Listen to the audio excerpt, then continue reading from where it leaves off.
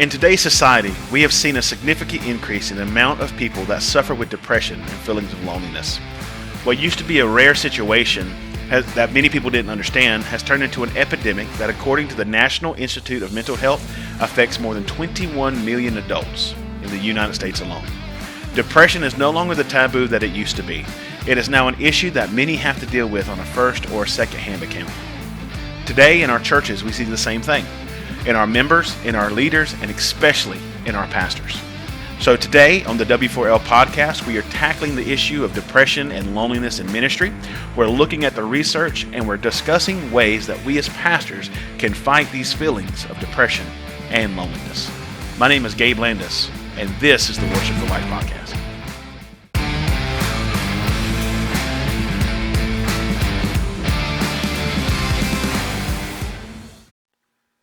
So this week, I've spent a little bit of time talking to some pastor friends of mine, and one conversation in particular really sparked the idea for this episode of the Worship for Life podcast. We were sitting there having a conversation. He was kind of unloading a bunch of stress and issues that he was going through in his life and in his ministry, and there was something he said that really caught my attention, and he said something like this: "I have so much going on, and I feel like I have no one to talk to, and I feel so alone." This hit hard for me because it wasn't just a few days before this conversation that I was struggling with the same feelings of just loneliness and that I had no one to talk to or no one to share my feelings with. And to be in that situation, you just feel so hopeless and so broken. So this has sat in my head since the conversation, and these ideas kept coming because I was thinking back to pastors who were talking about about feeling lonely, or hearing pastors dealing with depression, which tells me that this is a much bigger problem than just two 30-year-old pastors that are in the country of North Carolina. So I went in and started looking at the research, and the research that I found from Barnum is absolutely amazing. So I want to run through that, and then I want to talk about how we can start tackling some of these feelings of depression and loneliness for you pastors that are out there. So Barnum did a research of the 7-year trends that pastors feel more lonely and less supported. So we're going to take this section by section. They asked several questions, and we're going to talk about that. The first question was, how often have you felt lonely or isolated?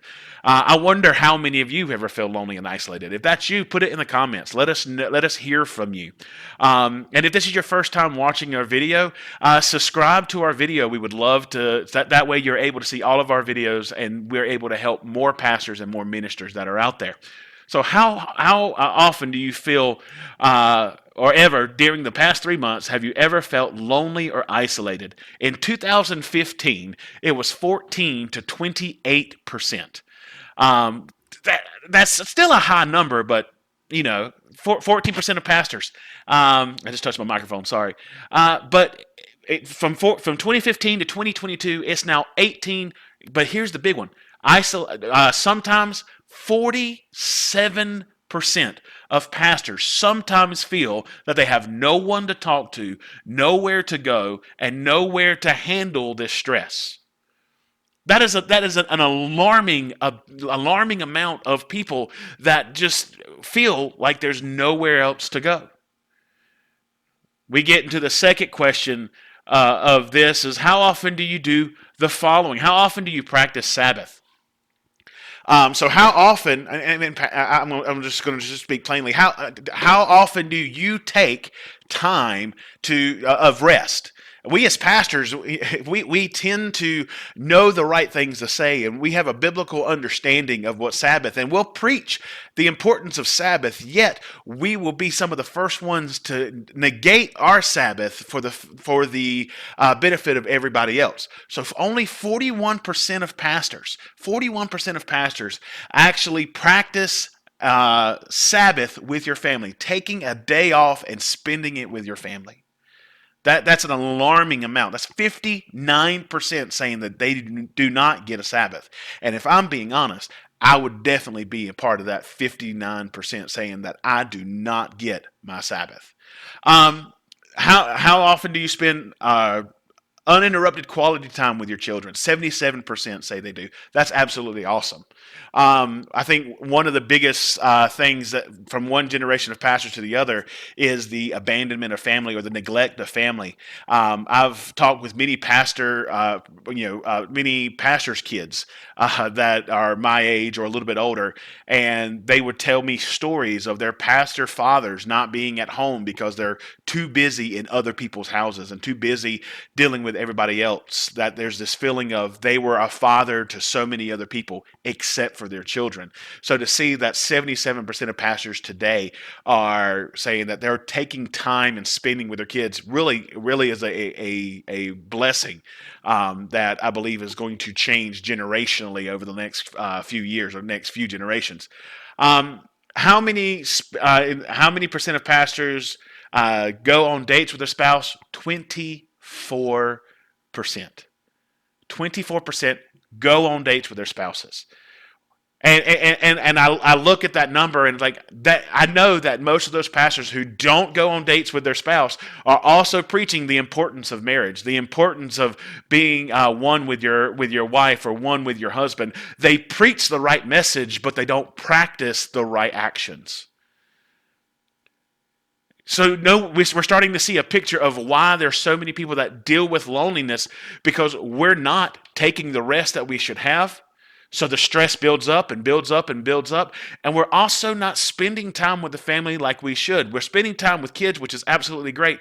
But taking the time to spend with your spouse is a significant role as a pastor because in my ministry and at my church, I say it all the time. Family comes right after God. It is God first, then family, then church. But for so many pastors and so many churches, the church has to come first. That is not how God intended ministry to work. I must take care of my relationship with God first, which we'll talk about later, and I must take care of my relationship with my family. Then the church can come in. Because if my family life is rocky, I cannot minister like I should. If my relationship with God is rocky, I cannot minister like I should. And these are two fundamental prospects in two fundamental parts of our lives that are suffering because without a Sabbath, our relationship with God is suffering, and without our time with our wives or times with our spouses, our relationships at home are suffering. How many of you can say that you can kind of fit in one of these boxes? Let me know in the comments which section do you fit in. Are you one that has a hard time keeping a Sabbath? Are you one that's having a hard time finding time to spend with your spouse? This is the one that's kind of blown me away, and I don't want to be so data driven or so just unloading all this, but I really do think that this kind of gives us a starting point in the research so that we can start fixing some of these issues that we as pastors need to fix so that we can minister to the best of our ability. God has called us to do our best, so we've got to fix these issues so we can.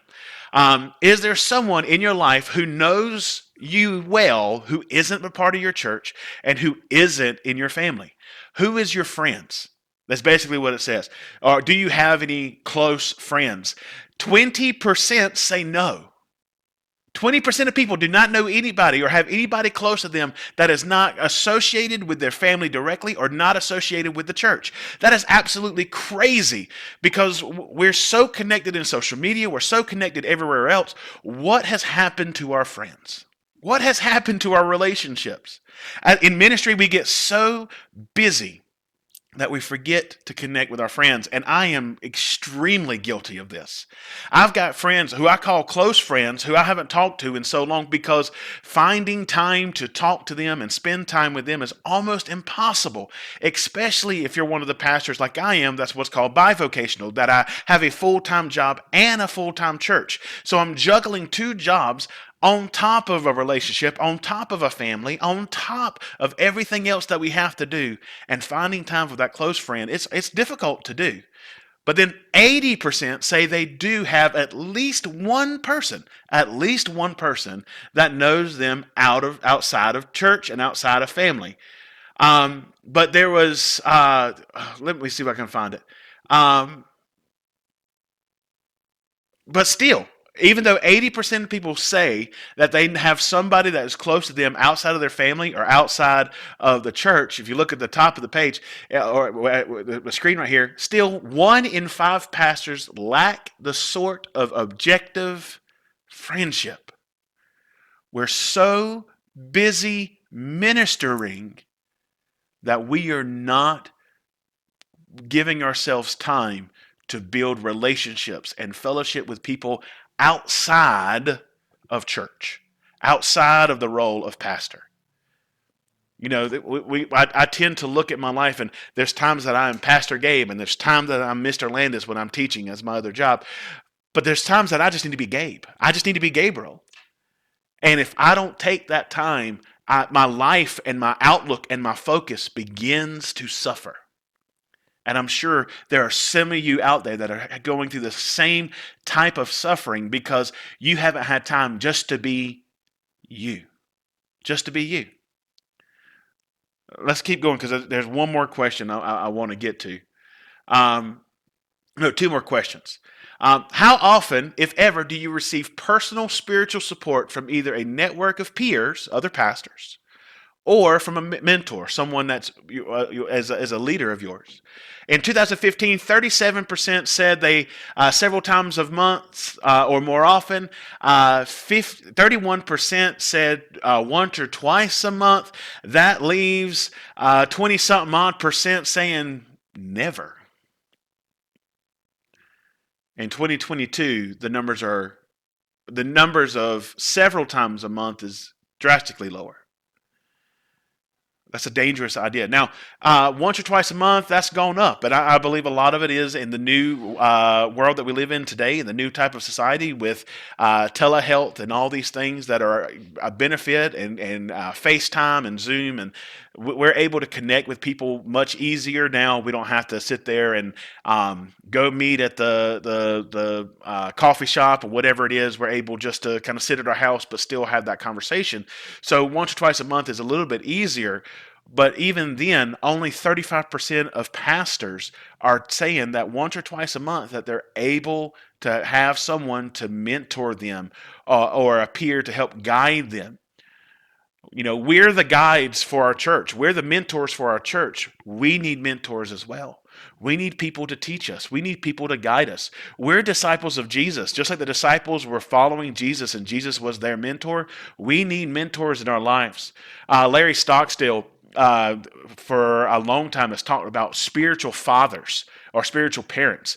Who is your spiritual parent? Who is your spiritual father or spiritual mother that you look up to that's guiding you and directing you and helping you improve in your life and in your ministry? I think it's important that we have that. We'll talk about that in a little bit as well. And then this is a big one, and it's this. If you don't mind sharing, this is the question. Do you currently use the services of any of the following? Please select all that apply. Personal mentor, spiritual advisor, professional counselor, therapist, professional mentor, life coach. You know, all those things are absolutely great, except for the last one, which is none of the above. 65% of pastors are not using personal mentors, spiritual advisors, therapists, counselors. We're not using any of that. We're sitting there being the counselor for so many people, yet we feel that we don't have the ability to do it ourselves. And I would love to be. I guess I don't want to. I would love to be innocent enough to sit there and say, well, maybe it's just that they don't have the money or something. But I really don't feel like that's the case. I believe that we as pastors get into our heads sometimes and believe that we can't have these things because we've got to be it for everybody else. What does it tell the church that I'm leading that I need spiritual guidance, or I need spiritual help, or I need a counselor, or I need a therapist? We get in our minds and sit there and say that this makes me worse of a person, worse of a ministry. Yet in reality, having a professional mentor, having a spiritual advisor, and having counselors and therapists actually improve your ability to minister, improve your ability to help those around you. But we've let it get into our minds and our hearts that this makes us less of a minister. And it's time that we begin to change that idea. What do I think is the cause for this? What do I think is the reason why so many pastors deal with loneliness and depression, and some of these numbers are so low? One of the first things is that we lose so many close relationships in our ministry. Brian Cox, who is a professional coach for pastors, did a tweet, and it said something in his tweet like this. He goes, most people will lose 5 to 7 significant relationships over the course of their lifetime, but pastors lose 5 to 7 significant relationships per year. So these people that we've invested in, these people that we've brought in, the people that we've ministered with, we've taught, we've prayed, we've mourned with, we've rejoiced with, we've done everything with these families, we've grown close to them, and something happens and they leave. There's this feeling of abandonment, there's this feeling of disconnection. And honestly, I think a lot of pastors go through this and they start building walls between them and the people of the church, or between them and the people outside of the church, so that we don't feel this hurt when people abandon us or walk away. And that obviously doesn't have any positive effects mentally with anybody. So losing so many close relationships, at least in my opinion and in my experience, losing so many close relationships and, negatively, what am I trying to say? Losing so many close relationships every year, or even if it's 1 or 2 a year, and dealing with the hurt of losing those relationships, it's easy to become jaded and kind of put a wall up there just so I don't have to feel this hurt again. As we've seen in the numbers, another thing that I think negatively affects or significantly increases the chances of feeling depression and loneliness is the fact that our home life is struggling. Pastors deal with a lot of stress, and we have a lot of responsibility everywhere that we go. We're trying to pray and take care of other people's families and be there and support them and encourage them. And there are times, and it happens again, maybe it's happened in your ministry, that we've spent so much time helping other families, we've started to neglect our own. One of the most important things for us to do as pastors is to remember that we are fathers and mothers. To remember that who we are first. Again, before I am a pastor, I am a husband and a father. And how in the world can I lead my church if I'm not leading my family like God has called us to lead? The Word of God is clear that we are supposed to lead our family in the way of the Lord. I can't do that if I'm so busy doing it for everybody else that I'm neglecting my own family. So it's important that we have good home relationships or good home lives. Not saying it's always perfect, because I don't know anybody who has a perfect home life, but that we are investing in it and that we are doing our best to be the best husband or best wife that we can be for our spouse and for our kids. And I think another one is a lot of pastors let their personal relationship with God begin to suffer. I've heard it said, and I didn't find the numbers of it, but I've heard it said that many pastors, if they're not careful, will start to only read the Bible when they're studying for a sermon. That we forego the actual. What we'll do is we'll stop studying for ourselves and only study to deliver a message. So we instead of having a personal relationship with God, we just have a professional relationship with Him. I'm only in this so that I can do my job. That's not how God called us to do ministry. That is not how God has desired us to begin to. That's not how God has called us to live our life. I must have a personal relationship with God first before I can help others live their personal life with God. I must be the example. But how easy it is to get so busy and so distracted that what suffers is my personal relationship. Pastors, how often are we praying for ourselves and for our needs and our desires? How often are we praying for our families and praying with our families? How often are we're so ready to pray for other people, but we find it hard to pray for the people that are supposed to be the closest to us. I believe these are some of the reasons why so many pastors are dealing with this feeling of loneliness, because we've basically built up these walls and put ourselves in a corner where all these different aspects of our lives, these different foundational issues of my personal relationship with God and my personal relationship with my family, all these things begin to crumble. And then by the time we realize it's crumbled, it's a little too late. Not that it's too late to fix it, but we realize it, and now the weight of all that stress is now multiplied, because not only do I have the things that are already wrong and the stress that I normally would have, now I have the stress of trying to fix these issues in my life. So what are some of the remedies? What are some of the encouragement that I can give you as a pastor?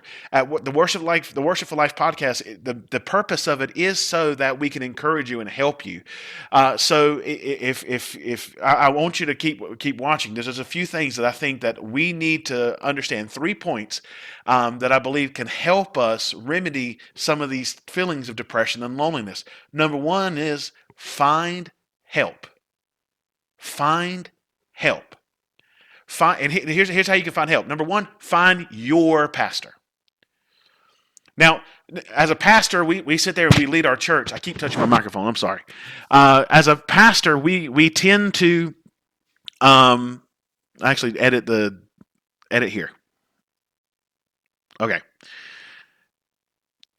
As a pastor, it's easy to kind of alienate yourself. We've already talked about that. One of the things that I believe that every pastor should have is a pastor, a mentor, someone who they can go to when they need a pastor. So many people come to us as pastors that are in need of prayer, are in need of help, are in need of guidance and direction, and we give that and we give that and give that. But there are times that we find ourselves that we need those same things, but who do we go to? Who does the pastor go to? We need to find our pastor. I think it's important to find your mentor, someone who's helped walk you through ministry. And if you don't have anybody, find somebody. Reach out to somebody. Go to some of the local pastors in your community and start a group. Find your pastor. I've got a couple that I reach out to anytime that I'm going through struggle and anytime that I need prayer. One, his name is Chris. He is a pastor friend of mine. He actually pastors a church just down the road from the church that I pastor at. And he's the one that kind of helped me get started in ministry. He's the one that kind of pushed me to start my ordination process. And he's always been there. He's always been real, and he's always been honest and being willing to have a conversation. And even when he is extremely busy like he is now, he's always willing to at least have a conversation with me. And I can unload my stress on him, unload my concerns, and ask for prayer. And I know that he'll pray for us. My other pastor that I look at, he's more of a father than a pastor, and his name is Buddy. I grew up with his son. We grew up in the same church. He was a deacon of the church that I went to as a child. He then became an ordained pastor and pastored the church literally across on the other block of the little town that we grew up in. And when I need something, I know I can call on Buddy. I know he'll pray for me. I know he'll give me an answer. And he's always honest, upfront, and genuine. You need to find a pastor. You need to find someone that can help you, that can lead you, and that can counsel you. Go back to those stats. 60-something% of people don't have anyone that they can go to and ask for advice. Don't be on that number. Let's change that number. Find your pastor. Number 2, build your community. Find other pastors around you and build a friendship and meet with them regularly, whether it's once a week or once a month, however it is, but reach out to them constantly so that you have a network of people that have the same goal as you are. We're growing the church. We're growing the kingdom. A network of pastors that are willing to pray for you and to help you. I tell my church to find your 5. Okay, so as a pastor, I want you to find your 5. These are 5 people that they can be a part of your family. They don't have to be a part of your family. I say, let's go. Don't do more than 2 of the 5 of your family. Have a couple people that are older than you and a couple people that are younger than you, or at your age or younger. That way you have a diverse pool of advice that's coming at you, because people who have done past ministry for 10, 15 years longer than you have a completely different view on some things that people who have just as much wow, my brain went blank. Experience in ministry that you do.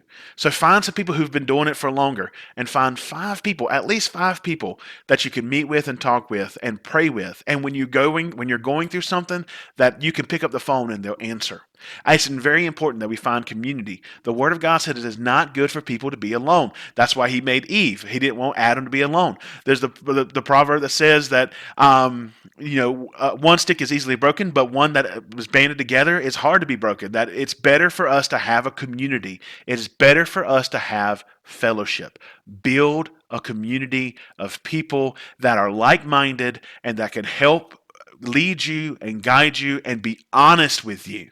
Not just a bunch of yes people, but people who are honest with you about what you're going through and will give you the hard truth when you need it. And then lastly, if you need it, find a professional. There's absolutely nothing wrong with seeking professional help. There's nothing wrong with going to a counselor or going to a therapist. There's nothing wrong with going to somebody and paying for help. We pay to go to the doctor. We pay to go to the dentist. We pay to go to the mechanic because we can't do some of these things. Well, there's some things that we need help going through and fixing in our minds and in our focus and in our ways of thinking. And a counselor and a therapist are some that can help us do that. We have no problem being counselors for everybody else. Pastor, you sometimes need a counselor to help you, and it's absolutely fine to do that. You are human. You are fallible. You are imperfect, and sometimes you need help. So find a counselor. So we need to find help. The next big thing that we can do is get yourself in order. Make sure everything's right on the inside. First off, remember, pastors, you need a Sabbath too. You need a day off. And sometimes that's hard. Like I said, I'm a full-time teacher and a full-time pastor. It's really difficult to take a day off because I work Monday through Friday. Saturday is a lot of kind of catching up on what I can't do Monday through Friday. And then Sunday's church.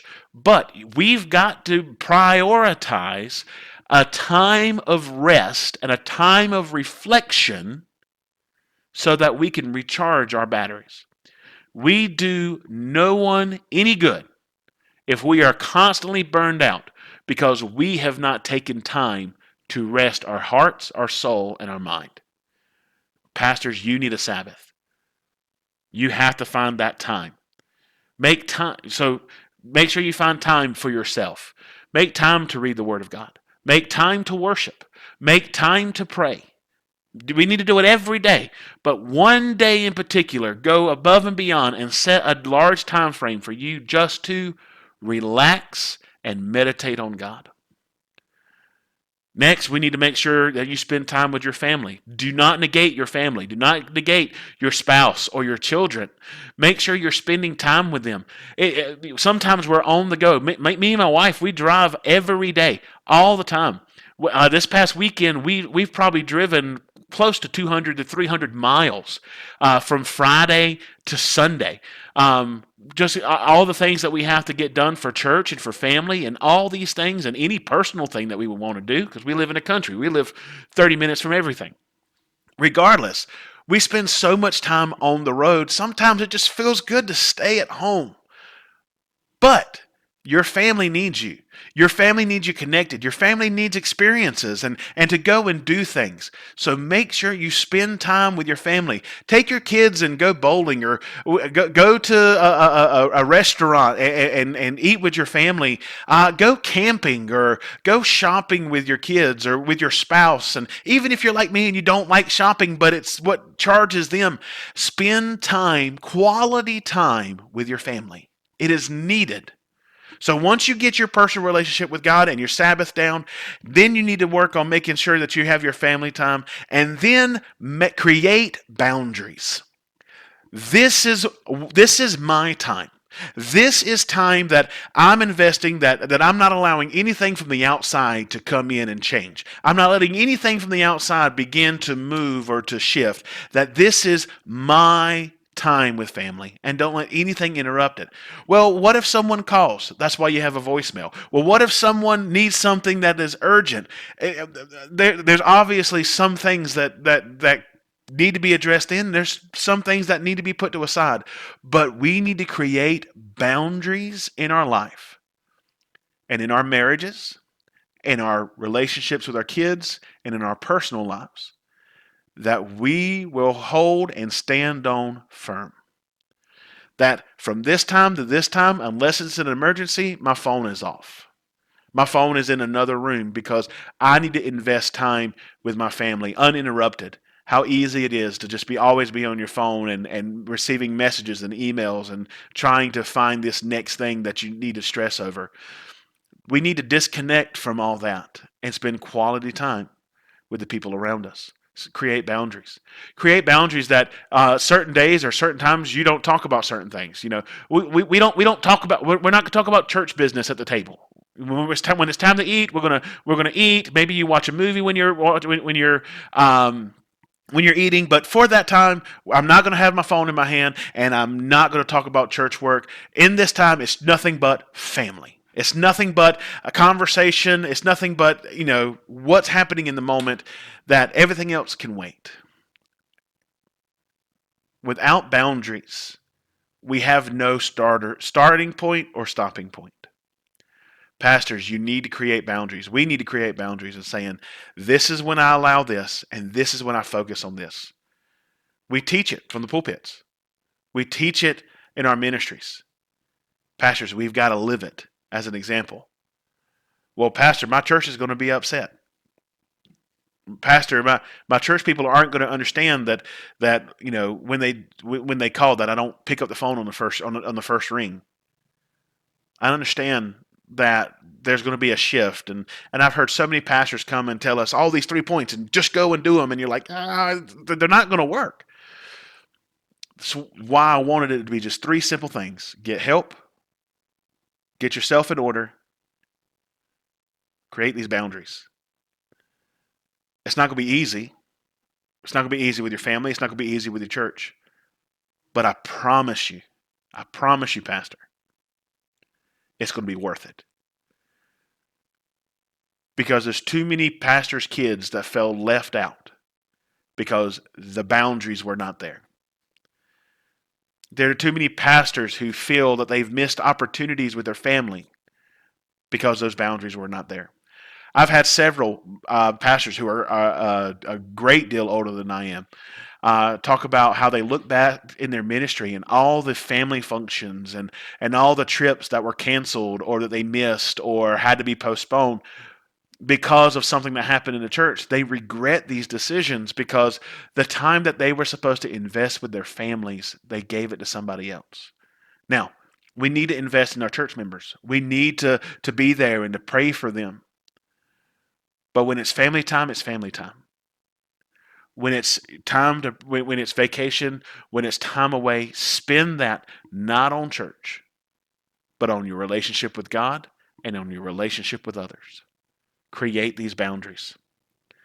And then lastly, when you're talking about your community, your pastor, your help, when you're talking about your church, this is the biggest thing. If you don't get nothing else, get this.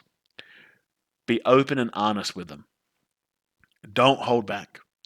In that conversation that I talked about earlier about the pastor friend who was just unloading all this stress, one of the things that they said to me is, I don't want to sound like I'm always complaining or that I've got all these things and my life is just so bad. And I said, stop. We need to be able to vent. We need to be able to talk. Be open and honest, and find some people who you can be open and honest with. Hey, I just need to unpack this stuff because it's hurting my heart, and just let them do it. Find someone who will let you do that. Find someone who is willing to be there for you and help you through this, help you through these stresses, and allow you to complain. It's okay to complain as long as we complain and then strive to fix it. The complaint just to complain, that's the problem. It's okay to unload. It's okay to unpack our feelings. It's okay to talk about what we're going through. We just need help putting it back together and putting it in the right place. We don't want to just spill it all out there and just leave it there and go, oh, well, there it is. We want to fix it. So find someone that you can be open and honest with, that you can share with, and that can help you get through this. Is this going to cure depression? No. Is it going to help us? Is it going to cure loneliness or an isolation? No. But are these tools that can help us improve when we are feeling like this? I believe so. Pastors, you're not alone. There are people who are willing to walk with you, people who are willing to talk with you. I'm willing to talk with you. I'm willing to help you however you allow me to. Worship for Life Ministry is the purpose of our ministry is to help small churches make big changes, and a lot of those changes and a lot of those big changes happen at the pastor level, by encouraging you and uplifting you and giving you the opportunity to share what's going on. So take this opportunity to comment and let us know what's going on, or you can email me at rev.gjlandis@gmail.com. You can message me, you can reach out to me, you can and I'll pray with you. I'll do whatever I can to help you. And give you the opportunity to find someone to give you the opportunity to just share what's going on in your life. And if it's not me, find someone that can help you. So again, the three things that we need to do: find help, find your pastor, find a counselor, find your community. Number two, make sure that you are in order. Make sure that your relationship with God is good. Make sure your relationship with your family is good, and make sure you have those boundaries. And then number three, be open with them all. Be open with your family, be open with your church, and be open with your mentors. Allow them to see what's really going on. Because the moment that we truly can be open and honest is the moment that we can start embracing the people around us instead of holding them at a distance.